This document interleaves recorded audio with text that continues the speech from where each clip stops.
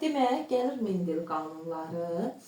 Biz keçən dəfə genetikada genlərdən danışdıq, dominant, resessiv və s. Demək, biz keçən dərs danışdıq ki, hər bir xromosomun biri atadan, biri anadan gəlib, bir-birinə oxşar olan xromosomlara biz nə deyirdik? Homoloji xromosom. Aydındır da, bunu keçən dərs danışmışıq. Homoloji xromosom nədir? Görürsən, eyni ölçülü, eyni formalı, sonra xromosomlara biz nə deyirik? Homoloji xromosomlar. Və bir də eyni geni daşıyır.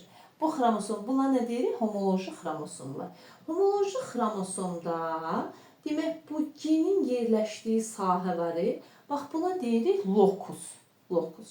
Demək, əgər gen, biz burada bir də danışırıq allel genlərdən. Allel gen nə deməkdir?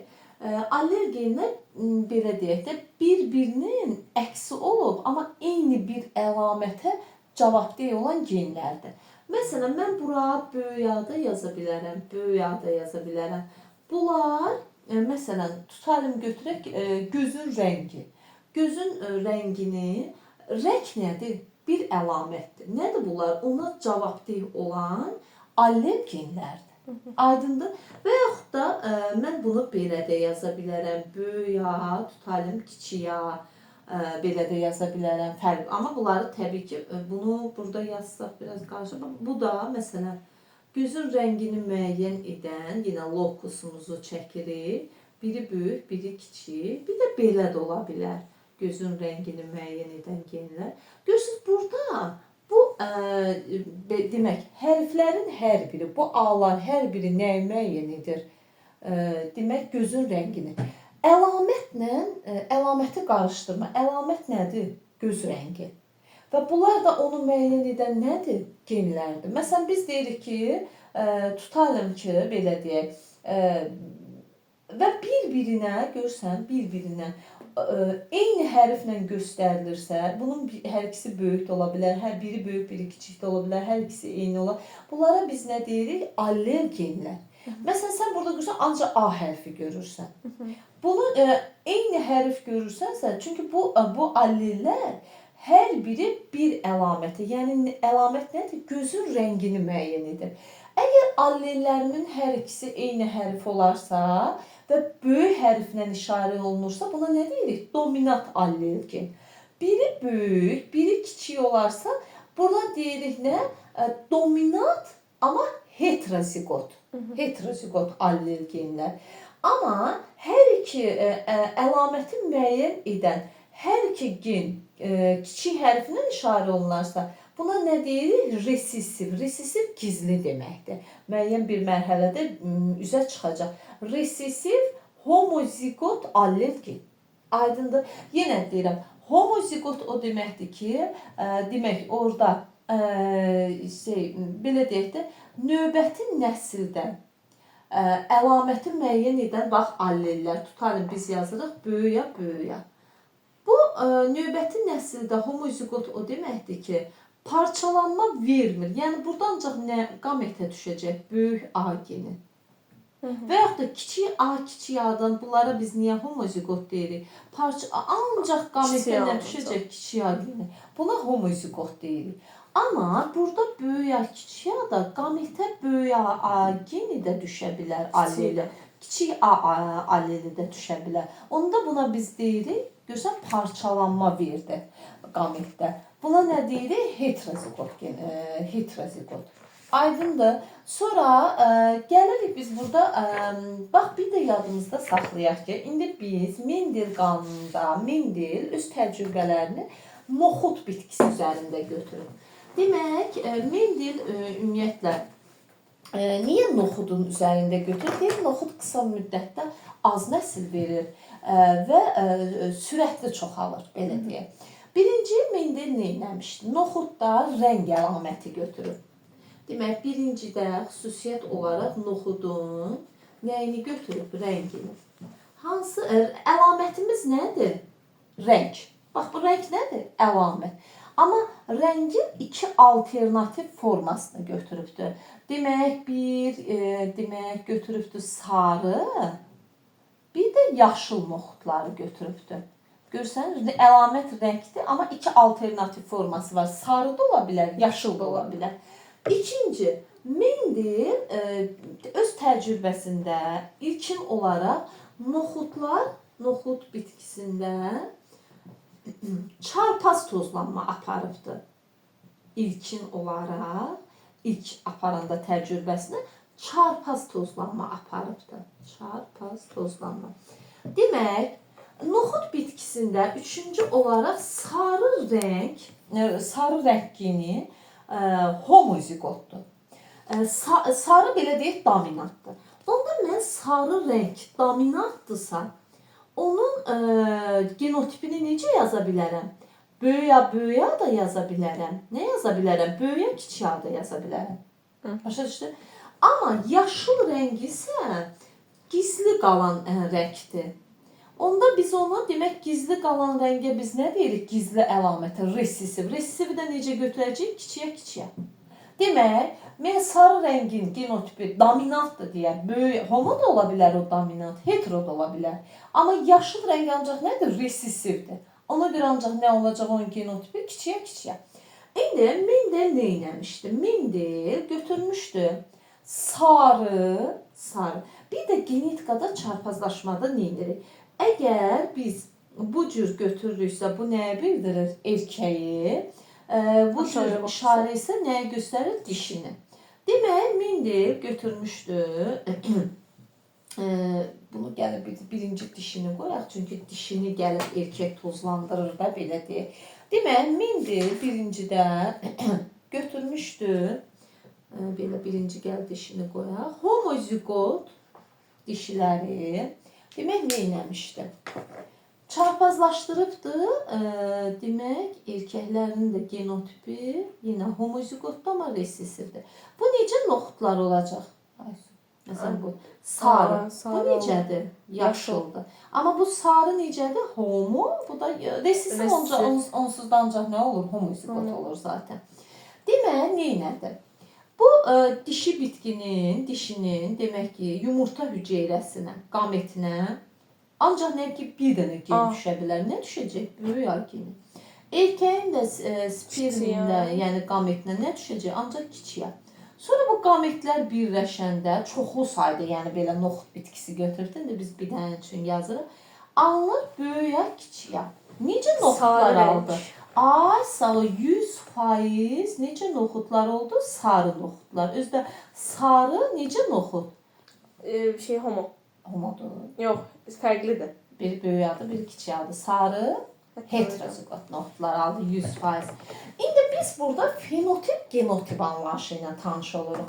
Fenotip nədir? Görünüş. Genotip nədir? Orada olan hərf müxtəlifliyi, belə deyək. İndi mən burada fenotip olaraq nə qədər noxud alınıbsa, hamısının rəngi nə olub? Sarı. Bir dənə fenotip görürəm. Aydın'da bütün hamısı sarı olur. Fərqli olsa iki dənə.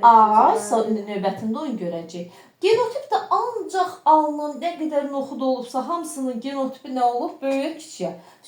Bunu ayrı-ayrı iki dənə götürmüşsən. Bir orqanizmdə, yəni ki, böyüyə, kiçiyə bir genotipdir. Hetero olmasına baxmayaraq bir dənə. Əlbəttə ki, sənin çünki somatik hüceyrən bunu ayrı qametdə genlərin biri olur. Bədən hüceyrəmizdə, yəni ki, genotip yazanda iki dənə hərf olmalıdır. Çünki somatik bədən hüceyrəmizdən söhbət gedir.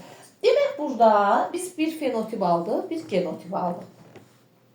Bax, burada Mendel necə çarpaz tozlanma apardı? Çarpaz tozlanma. Və burada biz gördük ki, birinci nəsildə yaşıl rəng üzə çıxmadı. Amma biz yaşıl rəng gördük, necədir? Gizli var da, orada genotipdə var. Alınan noxudların genotipində bir yerdə üzə çıxacaq olan növbəti mərhələlərdə. Və Mendelə də maraqlı oldu ki, bu yaşıl rəng nə zaman üzə çıxacaq və öz təcrübələrini davam etdirdi. Və buna deyirik, ən əvvəl bu 100% biz eyni noxudlar alındı, sarı, heterozigot noxudlar. Buna deyilir Mendelin birinci qanunu. Bax, bu adlanır Mendelin birinci qanunu. Digər adı ilə eynilik və yaxud da dominantlıq qanunu. Birinci qanunun adını 3 cür verə bilər testdə. Eynilik, dominantlıq qanunu və ya dominantlıq və ya yəni elə Mendelin birinci qanunu. Mendelin birinci qanunu. Aydın bax, Mendelin birinci qanunu budur. Sənə deyir ki, Mendelin birinci qanununa əsasən sarı, yaşıl notları çarpazlaşdıranda neçə fenotip, neçə genotip alındı? Ay yazırsan bir fenotip, bir genotip.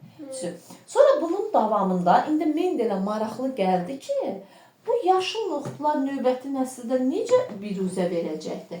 Demək, Mendel neynədir? Aldığı o sarı heterozigot notlar var. Demək, sarı heterozigot notları öz-özüylə tozlandırdı. Demək, ikincidə neynədir Mendel? İkinci qanunda. İndi yazırıq Mendelin ikinci qanunu. İkinci qanunu. Buna həm də deyilir və ya buna həm də deyilir əlamətlərin parçalanması qanunu. Əlamətlərin O birin davamı olurdu. Bəli, birin davamıdır. Əlamətin parçalanma qanunu.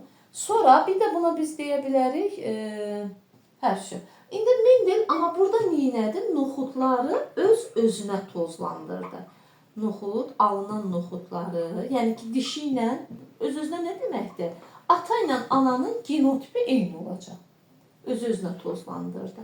Demək, Mendel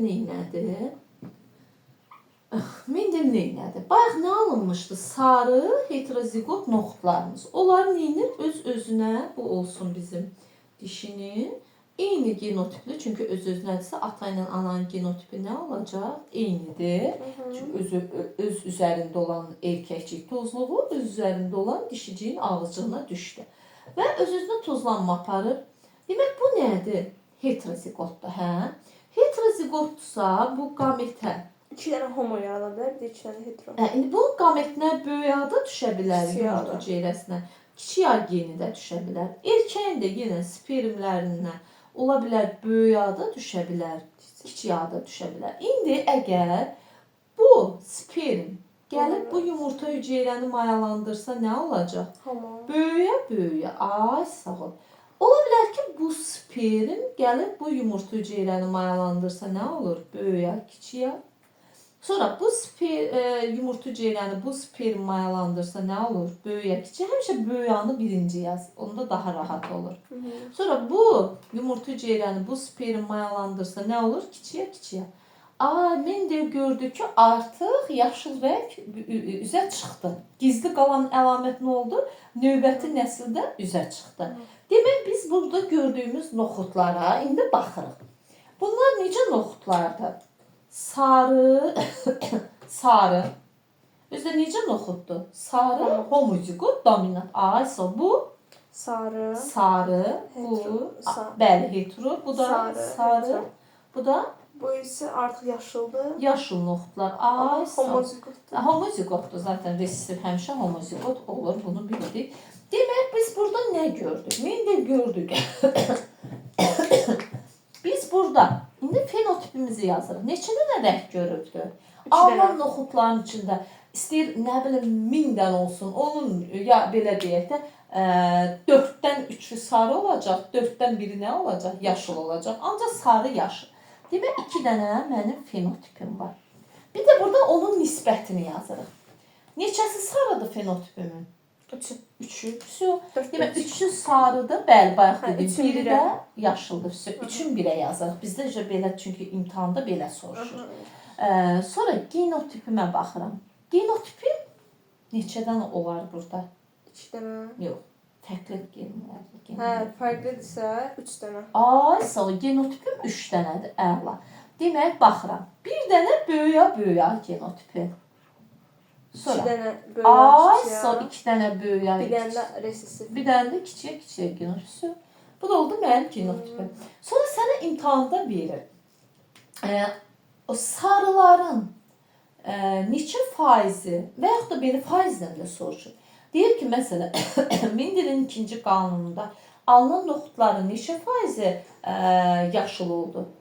4%, yəni 25%. Aysu 25%, ya 4də biri 25%. 4də 3-ü nə oldu? Sarı oldu. Yəni 75%. Sonra burada demək və yaxud da belə verir. Deyir, Mendelin ikinci qanununda alınan sarı noxudların neçəsi heterozigot genotipli olur? Neçə faizi? 50%. Aysu, 50%, yəni bunlardan söhbət gedir. Sonra burada var, əlamətin parçalanma bilsən niyə parçalanma deyirik biz burada? Çünki artıq əlamət parçalandıqda yaşıl rəng üzə çıxdı. Bayaqlarım sırf nə olmuşdu? Sarı. Buna deyirik Mendelin ikinci qanunu və bizim bu çarpazlaşmalarımızda demək biz indi bunun davamında artıq biz ikinci bir əlamət də əlavə edəcəyik. O olacaq Mendelin üçüncü qanunu. Biz bu çarpazlaşmalarımızda ancaq əlamət kimi nə götürmüşdür? Rəng. Sarı, yaşıl, vəsə. Bir əlamət. Mendelin üçüncü qanunu isə o deməkdir ki, artıq Mendel orada iki əlamət götürür. Hə. Məsələn, bir rəngi ola bilər, bir də şey ola bilər. Məsələn, bir də noxudun forması ola bilər, gövdəsinin uzunluğu ola bilər və s. çiçəyinin forması ola bilər və s. Bax belə.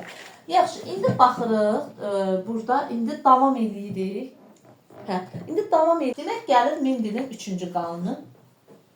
Mendelin üçüncü qanununa həm də deyilir əlamətlərin sərbəst paylanması qanunu və yaxud da dihibrid çarpazlaşma. Niyə deyilir dihibrid? O birilər bayaqları monohibrid idi. Niyə? Çünki mono nə deməkdir? Bir əlamət götürmüşdü. Mono bir deməkdir. Buna niyə dihibrid çarpazlaşma deyilir? Çünki Mendel iki əlamət götürüb. Di. Həm rəng götürüb noxudlarda, həm də formanı götürübdür. Demək, rənginə görə noxudların rəngi ola bilər yenə yaşıl ya da sarı. Yaşıl, sarı. Formasına görə noxudların forması, toxumunun forması ola bilər hamar, qırışıq. Hamar, qırışıq. İndi biz burada sarı rəng olaraq, demək, sarı rəng nə olurdu? Böyüyə, kiçiyə. Bunları artıq monohibrid çarpazlaşmadan bilirik noxudların rəngi. Sonra kiçiyə nə idi? Yaşıl rəngimiz. Aha. İndi biz burada artıq forma, bir dənə də bir əlamət meydana gəlir. Artıq biz onu işarə edəcəyik genotipini çarpazlaşmalarda B ilə götürəcəyik. C də götürə bilərsən, fərqi yoxdur. Mən belə bizim kitablarda izahlarda B ilə demək, əgər noxudun formasının genotipi böyük B, böyük B, böyük B, kiçik B-dirsə, bu belə noxudlar görsən genotipdə B-nə, bu formada görsən B-ni, ona deyilir, demək, hamar. Toxumunun forması nədir? Hamardır. Əgər genotipdə kiçik B görürsənsə, bəli, ona nə deyilir? Qırışıq formalı noxudlar.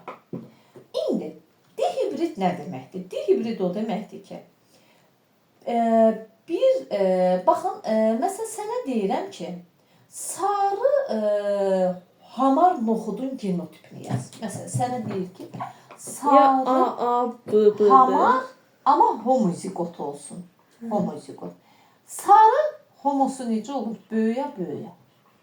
Hamarın da homozigotu nə olur? Böyük. Bunlar bir genotipdədir ha. Yəni ki, bir genotipdə həm rəngi, həm də formanın müəyyən edən xromosom var. Amma yadında saxla. Burada rəngi müəyyən edən homolojik allellər bir xromosomdadır. Formanı müəyyən edən allellər başqa bir xromosomdadır. Başa düşdü? Bax, burada A ilə B-yə öz aralarında deyilir qeyri-allergenlər. Məsələn, A ilə A nə idi? Eyni hərfdə allellər, çünki eyni lokusda. A ilə B görsən ayrı-ayrı homoloji xromosomdadır və fərqli genlərdir. A ilə B eyni lokusda yerləşmir ki, A buradadır, bu B buradadır. Buna deyirik qeyri-allergenlər. Bax, yenə deyirəm, Mendelin biz bu hal-hazırda çarpazlaşmamız qeyri-allergenlər ayrı-ayrı homoloji xromosomda yerləşəndə yaranan noxudların gen çarpazlaşma aparacağıq, genotipi necə olacaq, onu yazacağıq. Bax, yenə çünki biz buna nə xüsusi vurğulayıram? Biz gələcəyik Morgan qanunu. Morganda biz yazanda bir də bunun üstündə olacaq. Onda artıq deyilir qeyri-allergenlər eyni xromosomda yerləşəndə. Bizdə qeyri-allergenlərimiz bu bir homoloji xromosom, bu bir xromosom. Ayrı-ayrı homoloji xromosomda yerləşir. İndi Mendel məsələn sənə deyir ki, sarı heterozigot noxudların genotipini yaz. Necə yazacaqsan? Sarı heterozigot necə olur? Böyüyə, kiçiyə. Formada heterozigotsa nə olacaq? Böyük, kiçik. Belə yazacaqsan bir genotipin içində. Aydındır. İndi Mendel bu çarpazlaşmanı eləmək üçün Mendel demək, Mendel dedikdə yəni bizə kömək edir Punnett cədvəli. Punnett cədvəlindən istifadə edərək biz dihibrid çarpazlaşmanı daha asan və daha rahat yolla apara bilərik. Demək başlayırıq 3-cü qanunda Punnett cədvəli quracağıq. Bunu əzbərləməliyik yoxsa? Yox, başa düşməliyik. Yox, genetik ümumiyyətlə başa düşməliyik. Demək neynədir? Böyük A, kiçik A. Demək bu olsun dişi, bu da olsun. Birinci bunların homozigot formasını götürək. Böyük A, böyük B ilə. Demək kiçik A, kiçik A, kiçik B ilə çarpazlaşdırdı. Demək, bu qametə dihibrid o deməkdir ki, baxsan monohibriddə qametə bir gen düşürürsə, dihibrid bəli, hər iki əlamətdən gen düşməlidir. Rəngdən düşəcək qametə böyüyə, formadan da nə düşəcək? Bu bir dənə qametin içində, başa düşdün. Burada da qametə kiçik A ilə kiçik B. Bəli, kiçik A ilə kiçik B. Hər iki əlamətin geni düşməlidir. Və bizim bu qametimiz gəlib bunu mayalandıranda yaranan zigotumuzun genotipi nə olacaq? Böyüyə, kiçiyə, böyüyə, kiçiyə. Nə gördüm mən? Necə noxudlar gördüm? Sarı, hamar, heterozigot noxudlar. Sarı, hamar, heterozigot noxudlar. Fenotipim neçədir desə, bir dənə. Bir dənə çünki sarı, heterozigot, hamar noxudlar. Genotip də neçə dənədir? Bir dənədir. Bu beyləri ayırmırsan ha buradan. Uşaqların ən çox çaşdığı genotipdə durub. Dihibrid o deməkdir ki, həm A-nın geni olmalıdır orada, həm B-nin. Dihibrid bu deməkdir. Monohibriddə bəli, ancaq bir mono bir dənə düz 2 dənə tapılmır. Bunda isə dediyi üçün 2 4 dənə olmalıdır. Sağ ol, bəli. Aydındır. İndi sonra nə elədi? Bu burada bilinirdi, çarpaz tozlanma eləyirdi. Sonra nə oldu? Bunu təzədən özü ilə tozlandıracaq. İndi bu genotipli noxudları, sarı heterozigot noxudları biz öz-özü ilə, demək, öz-özünə tozlanma apararaq çarpazlaşdıracağıq. Demək, yenə dişimiz böyük A, kiçik A, böyük B, kiçik B. Erkəkdə nədir? Böyük A, kiçik A, böyük B, kiçik B. İndi biz bunun qametlərini yazaq. Bunun qametlərini biz, indi gəl belə ardıcıl bunu belə çəkək. Birinci gəl dişinin qametlərini yazaq. Dişinin qametinə həm rəng, həm forma düşməlidir də, bilirsən. Demək, qametə rəngdən A geni düşürsə, formadan yanına B düşə bilər. Əgər rəngdən A geni düşürsə, kiçik B ola bilər. Aşağıdan yazın. Bəli, böyük A-nın yanına kiçik B də düşə bilər. Sonra kiçik A rəngdən kiçik A geni düşürsə, formadan B də düşə bilər yanına. Kiçik A düşürsə, yanına kiçik B də düşə bilər. Burada da yenə erkək fərddə də rəngdən düşsün, böyük A düşüb yanına böyük B, böyük A, kiçik B, kiçik A, böyük B, bir də kiçik A, kiçik B. Bu qametlərimiz. İndi bu qametlər birləşməlidir də, mayalanma gedir, qametlər birləşir. Görək yaranan zigotun genotipi nə ola bilər? Zigotların inkişaf edən noxudların genotipi nə ola bilər? Baxırıq indi burada. Bununla bunu çarpazlaşdırsaq nə olacaq? Böyük A, kiçik B, böyük B. Bu bir genotipim. Elə bir ki, bunu növbə ilə bunun dördü ilə də birləşir. Gəlib bu geni daşıyır. Böyük A, böyük B, kiçik A. Böyük B, kiçik B. Böyük B, kiçik B. Sonra böyük A, kiçik A. böyük B, böyük B. Sonra Böyük böyük A, kiçik A, böyük B, kiçik B. Birinci ehtimalı yazdım, onun xətt çəkə qarışmasın. Sonra bu gen daşıyan qamet, bunların hər biri gəlib onu ondan mayalandıra bilər. Yəni böyük A, böyük A, böyük B, kiçik B, Kiçik B, kiçik B. Böyük A, kiçik A, böyük B, kiçik B. Böyük A, kiçik A, kiçik B, kiçik B. Qarışdırma. Kiçik yenə bunu da Böyük A, kiçik A. Böyük B, böyük B. Böyük A, kiçik A. Böyük B, kiçik B. Böyük A, kiçik A, kiçik A. Böyük B, böyük B. Kiçik A, kiçik A. Böyük B, kiçik B. İndi keçirik aşağıya. Böyük A, kiçik A. Böyük B, kiçik B. Böyük A, kiçik A. İki dənə kiçik B. Kiçik A. Kiçik A. Hə, bu biraz yorucudur, amma yazmalısınız ki, yazdıqca yadda qalsın. Kiçik A, kiçik A. Kiçik B, kiçik B. Aydın. İndi biz burada nə gördük? Demək, biz burada indi bunların yazacağıq ki, böyük B, kiçik B. Hə, bunları görürük. İndi biz bunların gəlir rəngini və formasını yazaq. Bu necə noxudlardır? Sarı. Aha. Bir də hamar, Forması sarı, əla. hamar. Bu Sarı, hamar. hamar, əla. Sarı. Hamar. Sarı, hamar. Birincidə hamısı sarı hamar. İndi burada. Sarıdır, hamardır. Sonra burada sarıdır, amma qarışıqdır. Qarışıq. Qırışıq. Aha. Sarıdır, sarı hamar.